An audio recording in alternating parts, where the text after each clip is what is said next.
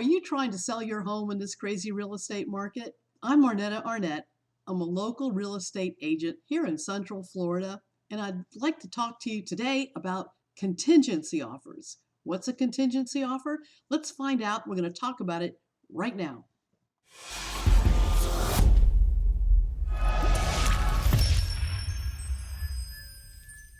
So welcome to what I'd like to call Get Real with Real Estate. I'd just like to give some advice about things that might be relevant to someone who's trying to, in this case, sell their home, or it could help you if you're trying to buy a home. Contingency offer. What is it, and when should you use it, or when should you stay away from it? Last night, one of my son's friends called me. She has a house for sale in an area that I don't service, but she had some questions and she was confused and she was calling around. Have you ever done that? You don't know who to ask the questions of.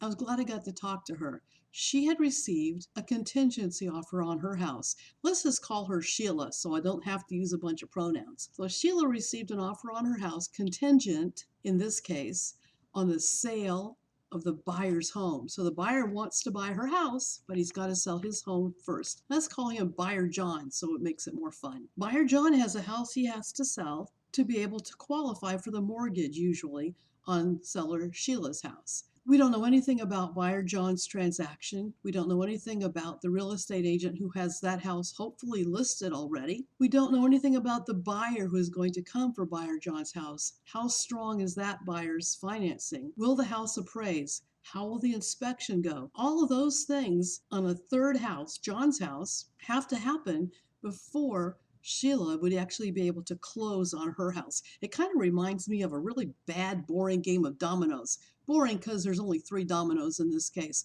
But if the first domino doesn't fall, if John doesn't close on his house, Sheila can't close on her house. The end of the domino analogy. Anyway, there's so many things wrong with it that this is a very, very, very strong seller's market. There's so many buyers out there. It's like there's plenty of fish in the sea. Other offers will come along. Why would you want to jump at an offer with such a harsh contingency in it that could prevent the sale of your house? Here's the worst part. While you're sitting and waiting patiently for someone to come and buy John's house, you are missing every other buyer that is coming along looking for a house like yours. Yes, Sheila was told she could still market her house and show her house, waiting for this contingency. But what do you think is going to happen to the foot traffic coming through Sheila's house once her offer is pending, even though it's contingent on a third element?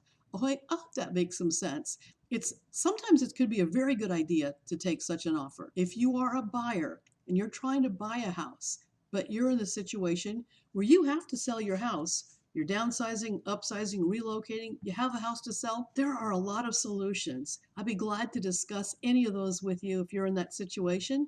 If you have any questions about real estate that I can help you with, I'm very happy to talk to you at any time. Please feel free to call or text me. Hopefully the number is showing below.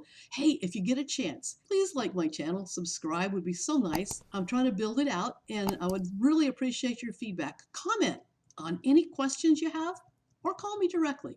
Bye now. Have a wonderful afternoon.